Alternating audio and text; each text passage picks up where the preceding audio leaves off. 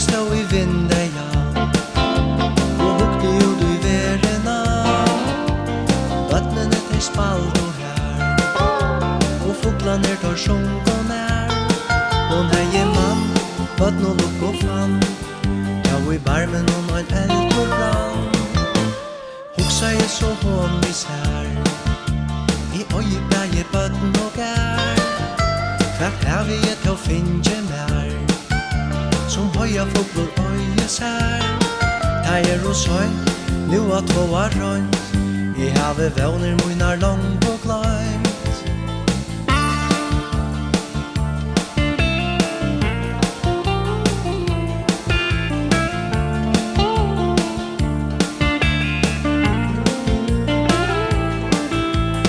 Lunchen sløyd ut vei, og buren bæði vei.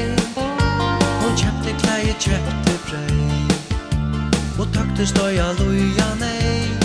Men alt var nøyt, og hon var lukka bøyt, så hon flytti atur heim til søyt. Og I køkinum doyði hon, og I gummiskjøn I som og lån. Ut I verðina hon aldri kom, hon var verandi her hon var vån.